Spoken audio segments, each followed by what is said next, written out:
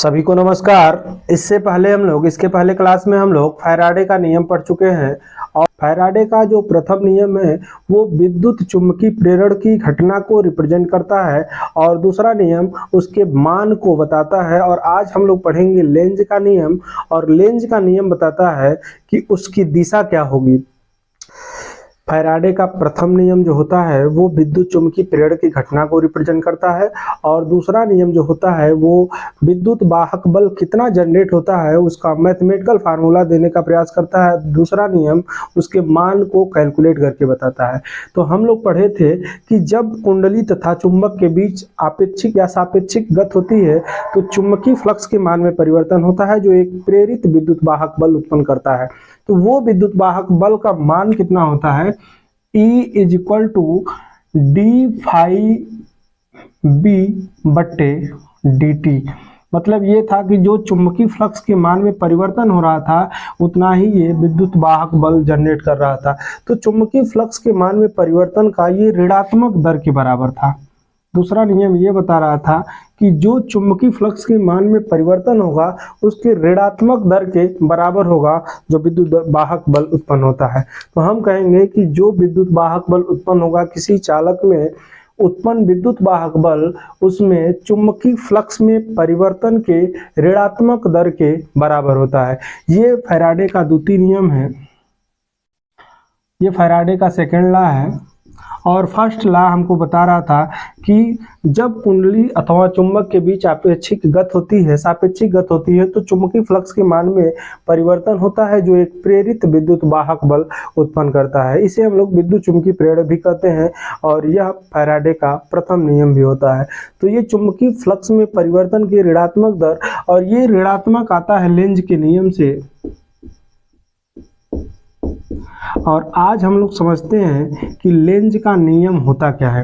Length का नियम आज हम लोग पढ़ेंगे और लेंज का नियम सिर्फ इन दोनों की दिशा को रिप्रेजेंट करेगा कि ये विद्युत वाहक उस चालक में विद्युत वाहक बल कितना होगा और उस चालक में जो प्रेरित धारा होगी इन दोनों की दिशा कितनी होगी, वो दिशा बताने के लिए आता है लेंज का नियम। अब हम लोग शुरू करते हैं लेंज का नियम। लेंज का नियम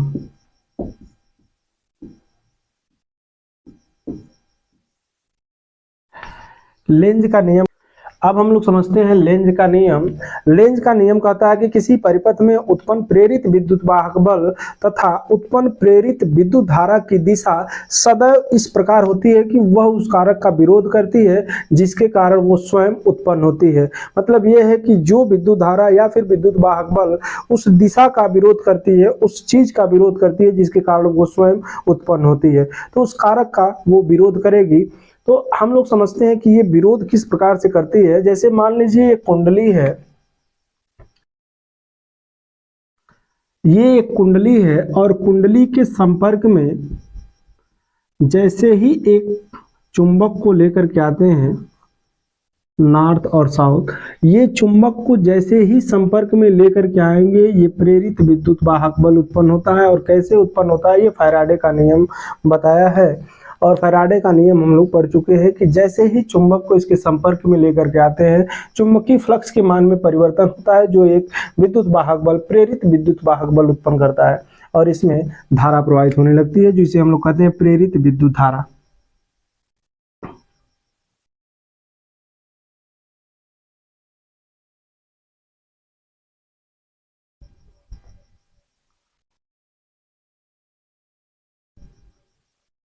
अब ये चुंबक जैसे ही कुंडली के संपर्क में लेकर के आते हैं ये इस तरह से विद्युत धारा उत्पन्न होती है। और इसकी दिशा जानने के लिए ये लेंज का नियम हमें समझ में आता है कि लेंज का नियम, अगर ये कुंडली ये है तो सबसे पहले अगर दिशा देखना है तो हम लोग पढ़े हैं जैसे इसमें अगर कोई धारावाही चालक तार है, इसमें धारा प्रवाहित हो रही है तो इसके चारों तरफ चुंबकीय क्षेत्र उत्पन्न हो रहा है। तो मैक्सवेल के स्क्रू का नियम मैक्सवेल का नियम ये बताता है कि अगर किसी धारावाही चालक तार में अगर चुंबकीय क्षेत्र की दिशा बतानी है तो किसी धारावाही चालक तार में अगर धारा की दिशा में अंगूठा को करें और इस प्रकार से पकड़ें कि अगर अंगूठा धारा की दिशा को रिप्रेजेंट कर रहा है तो ये जो मुड़ी हुई उंगलियां हैं ये चुंबकीय क्षेत्र की दिशा को रिप्रेजेंट करता है। और इसका उल्टा भी सही है, अगर ऐसे किया जाएगा तो ये मुड़ी हुई उंगलियां अगर विद्युत धारा की दिशा को रिप्रेजेंट करे तो ये जो अंगूठा होगा, ये मुड़ी हुई उंगलियां अगर विद्युत धारा को रिप्रेजेंट करें तो ये अंगूठा चुंबकीय क्षेत्र को रिप्रेजेंट करता है। तो ये अगर मुड़ी हुई उंगलियां धारा को दिशा को रिप्रेजेंट करें तो ये चुंबकीय क्षेत्र को रिप्रेजेंट करेगा, और ये अगर विद्युत धारा को रिप्रेजेंट करे तो मुड़ी हुई उंगलियां चुंबकीय क्षेत्र को रिप्रेजेंट करता है। ये दोनों नियम सही है। तो यहाँ देख रहे हैं ये जो मुड़ी हुई उंगलियां हैं ये रिंग के आकार का है, कुंडली के आकार का है।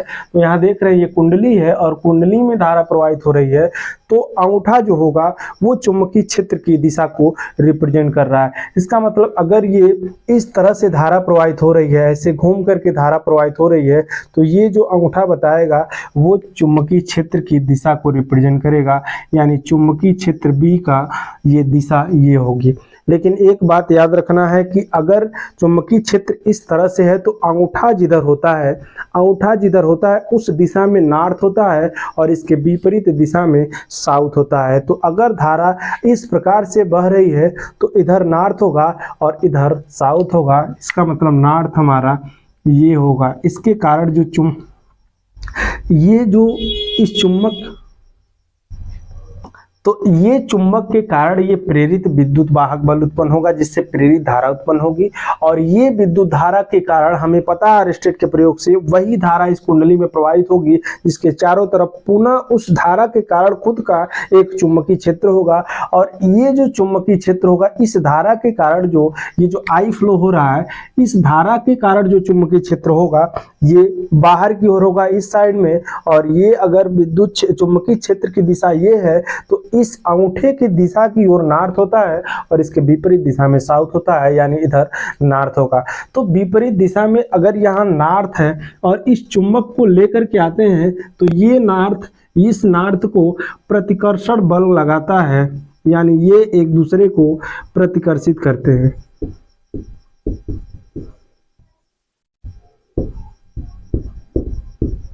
ये एक दूसरे को प्रतिकर्षित करेंगे, और प्रतिकर्षण जब लगाएगा तो इसके विपरीत हमें कार्य करना पड़ेगा।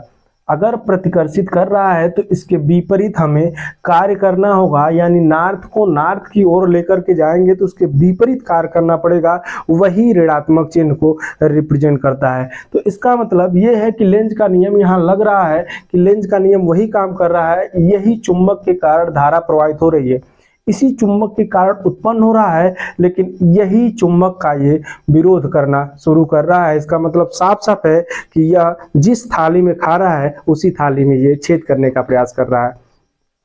तो ये चुंबक इसका विरोध करेगा। और अगर दूसरी कुंडली इस तरह से बनाए,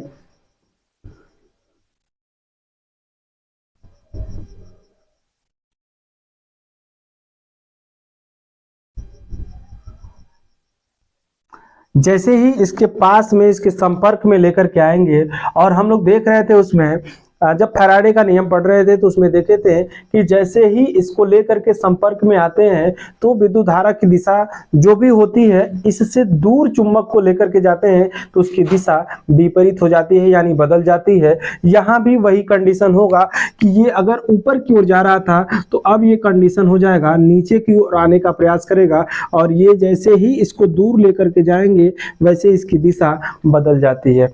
और अगर बदल जा रही है तो अब ये विद्युत धारा की दिशा इधर होगी, और इस तरह से अगर कुंडली है तो ये अंगूठा चुंबकीय क्षेत्र को रिप्रेजेंट करेगा। अब ये अंगूठा इधर होगा, इसका मतलब ये बी का जो दिशा होगा वो इस दिशा में होगा, और अगर इस दिशा में है ये बी तो इसके कारण चुंबकीय क्षेत्र का नॉर्थ इधर होगा और साउथ पोल इधर होगा। तो यहाँ हम देख रहे हैं कि ये जब दूर लेकर के जा रहे हैं तो ये नॉर्थ है और ये साउथ है, ये उत्तरी ध्रुव और ये दक्षिणी ध्रुव दोनों एक दूसरे के बीच यहाँ आकर्षित करेंगे, यानी आकर्षण बल का अनुभव करेंगे। यहाँ आकर्षित करेंगे, आकर्षण बल होगा। और अगर ये आकर्षित करेंगे, दो वस्तुएं अगर एक दूसरे को आकर्षित कर रही हैं तो दूर ले जाने के लिए उन्हें आकर्षण बल का अनुभव करना होगा और उसके विपरीत कार्य करना होगा। तो इसे जैसे ही दोनों पास आएंगे, इसे दूर लेकर के जाने में विपरीत दिशा में कार्य करना पड़ेगा। इसका मतलब ये कहीं न कहीं हम जो भी कार्य करेंगे इसका विरोध करेंगे, ताकि ये आकर्षित है तो ये हम लोग प्रतिकर्षित करने का प्रयास करेंगे या खींचने का, इसके विपरीत दिशा में खींचने का कार्य करते हैं। तो यहाँ भी देखते हैं कि इसकी दिशा बता रही है, इस बात को रिप्रेजेंट कर रही है कि ये इसका भी विरोध कर रहा है। मतलब ये नॉर्थ साउथ मिल करके आकर्षित कर रहे हैं तब भी विरोध कर रहा है, और यहाँ प्रतिकर्षित कर रहे हैं तब भी विरोध कर रहा था। तो ये फाइनली लेंज का नियम है। और इसे डिफाइन करने के लिए हम लोग कह सकते हैं कि किसी परिपथ में, यहाँ हम लोग लिख सकते हैं इसका डिफिनीशन कि किसी विद्युत चुम्बकीय प्रेरण की अवस्था में, विद्युत चुम्बकीय प्रेरण की अवस्था में किसी परिपथ में, किसी परिपथ में उत्पन्न प्रेरित विद्युत वाहक बल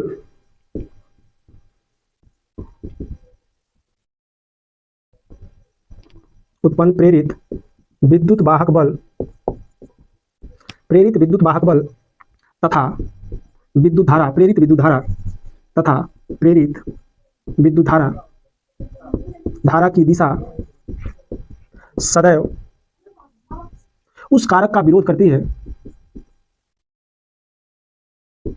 उस कारक का विरोध करती है, विरोध करती है जिसके कारण वो उत्पन्न होती है।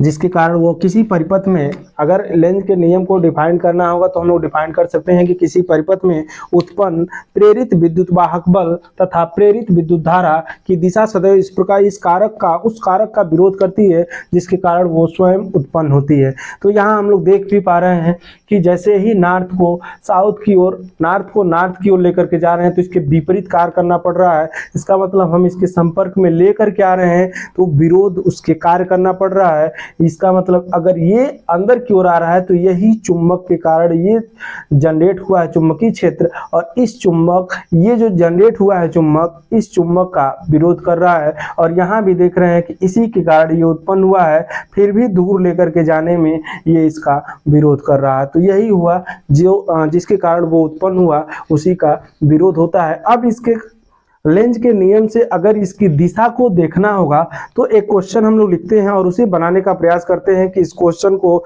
इस सर्किट को, इस फिगर को समझने का प्रयास करते हैं कि ये किस तरह से लेंज के नियम को अप्लाई करेगा। और लेंज के नियम को अप्लाई करके हम लोग समझते हैं कि कौन सा परिपथ सही होगा और कौन सा गलत होगा। तो आइए उसको समझते हैं।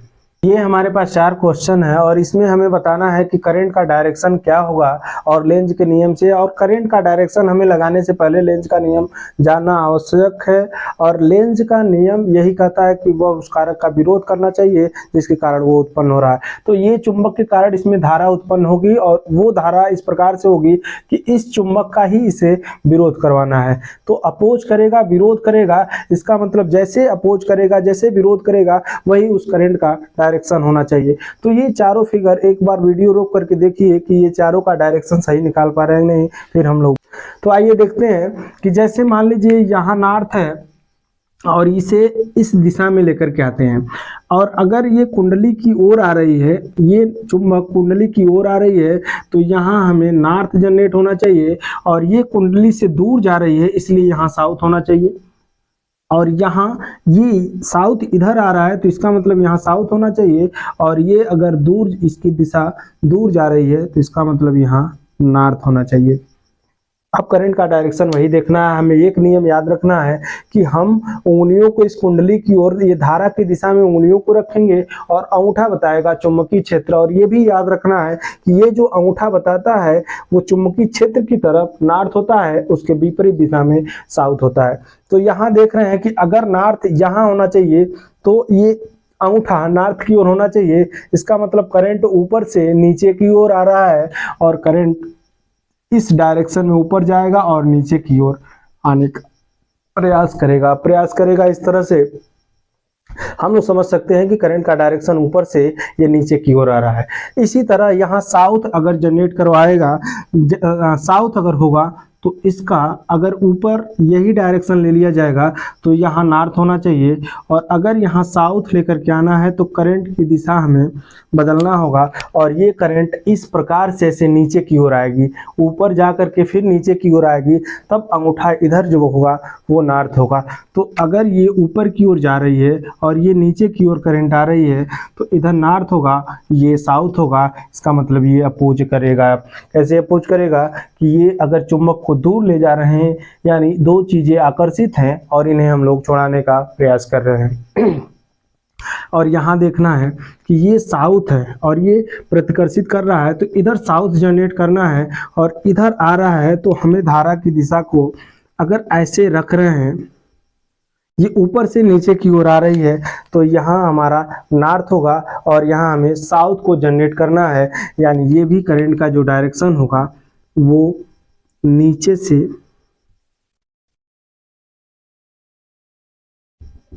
ऊपर से नीचे की ओर होगा। ये ऊपर की ओर जाएगा और नीचे की ओर आएगा, ताकि हम लोग इसको इस प्रकार से समझ सकते हैं कि इधर नॉर्थ होगा और इसके विपरीत दिशा में यहाँ साउथ होगा। और यहाँ भी नॉर्थ निकालना है, नॉर्थ लेकर के आना है, तो इसका मतलब ऊपर की ओर जाएगा करंट, फिर नीचे की ओर आएगा और अंगूठा हमारा चुंबकीय क्षेत्र को रिप्रेजेंट करेगा।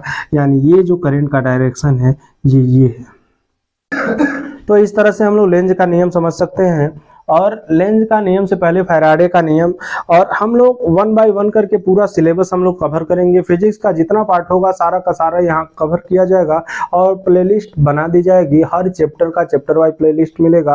और ये हमारा इस चैप्टर का दूसरा वीडियो। इसके पहले हम लोग फैराडे का नियम और हेनरी तथा माइकल फैराडे का, जोसेफ हेनरी तथा माइकल फैराडे का हम लोग प्रयोग पढ़ चुके हैं, और इसके साथ ही साथ फैराडे का नियम भी हम लोग पढ़ चुके हैं। और आज हम लोग पढ़े हैं लेंज का नियम, और इस पर ये किस तरह से डायरेक्शन होता है ये भी हम लोग समझ सकते हैं। बस ये देखना है किसका अपोज कराना है, यानी जिस थाली में वो खाएगा उस थाली में हमें छेद करना है। तो मिलते हैं अगले क्लास में। आज के लिए इतना ही, मिलते हैं अगले क्लास में। तब तक के लिए धन्यवाद। Thank you so much.